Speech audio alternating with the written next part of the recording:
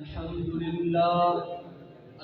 لله رب العالمين والعاقبة للمتقين والصلاة والسلام على سيد الأنبياء والمرسلين وعلى آله وأصحابه أجمعين.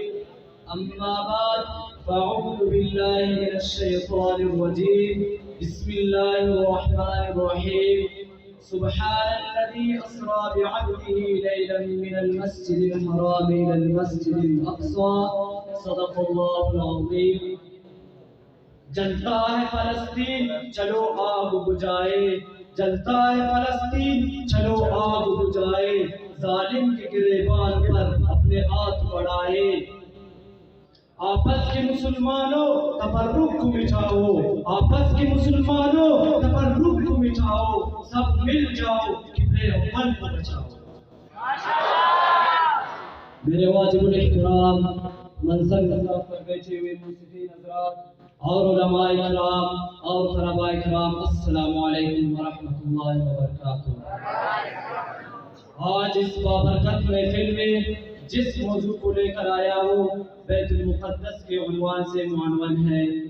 سامعین گرامی، حضور اکرم صلی اللہ علیہ وسلم جس مقام پر نبیوں کے امام بنے وہ مقام کون سا ہے، وہ جگہ کون سی ہے جہاں آپ صلی اللہ علیہ وسلم امام الانبیاء بنے اور آپ علیہ السلام کو اللہ تعالیٰ نے معراج پہ بلایا. یہ بھی صرف حضور صلی اللہ علیہ وسلم کا معجزہ ہے. سب کو معراج روئی زمین پر ہوئی تو آپ کو اللہ تعالیٰ نے معراج پہ بلایا اور ارشاد فرمایا سبحان الذی اسریٰ بعبدہ لیلا من المسجد الحرام الى المسجد الاقصی. اس آیات میں مسجد اقصی کا ذکر ہے، مسجد حرام کا ذکر ہے. مسجد اقصی وہ جگہ ہے جہاں آپ صلی اللہ علیہ وسلم معراج کی رات پہنچے. وہاں پہنچ کر سارے نبی آئے تو آپ صلی اللہ علیہ وسلم اسی مقام پر نبیوں کو نماز پڑھائی. یہ اعزاز حاصل ہوا، آپ صلی اللہ علیہ وسلم امام الانبیاء بنے. اے مسلمانوں، میں تم سے پوچھتا ہوں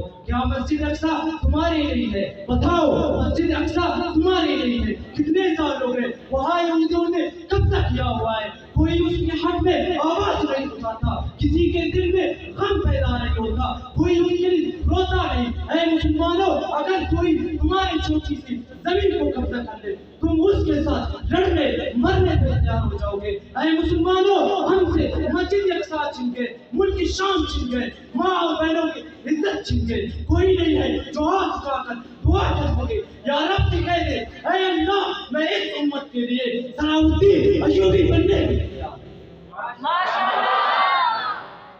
سامعین گرامی، علماء کرام نے کہا تھا پاکستان میں ایک یہودی ایجنٹ بنایا جا رہا ہے.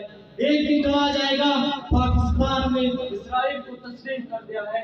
اگر پاکستان میں اسرائیل تسلیم کرنے کے بعد آگے بڑھے گی تو فلسطین کہا جائے گی، فلسطین کی سرزمین کہا جائے گی. فلسطین کی سرزمین کیا عام سرزمین ہے؟ فلسطین کی سرزمین جزیرہ عرب کا حصہ ہے.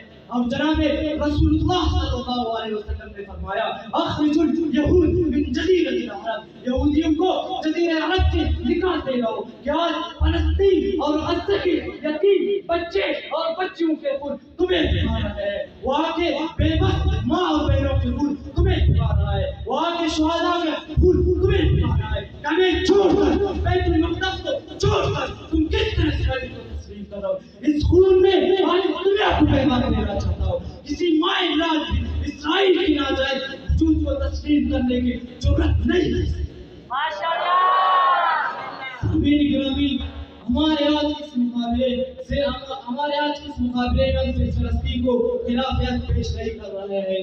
ہم ان کی قربانی سے اور ان کے خون سے وفاداری کا اظہار نہیں کر رہا ہے.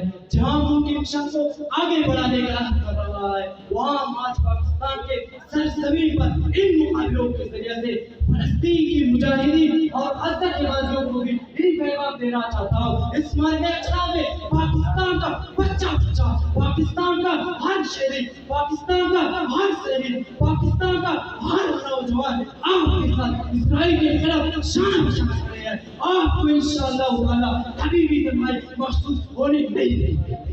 شاید نے کیا کہا ہے، وہ چھوٹے ہیں مگر حوصلے ہم سب سے بڑے ہیں، وہ چھوٹے ہیں تو صرف ہم سب سے بڑے ہیں، ظالم کے مقابلے میں وہ ڈٹ کے کھڑے ہیں۔ جو کرنا ان کو خود ہی کرنا پڑے گا، جو کرنا ان کو خود ہی کرنا پڑے گا، کیونکہ دنیا کی جنتا غفلت میں پڑے ہیں۔ حیات باقی، ملاقات باقی۔ وآخر دعوانا الحمدللہ رب العالمین۔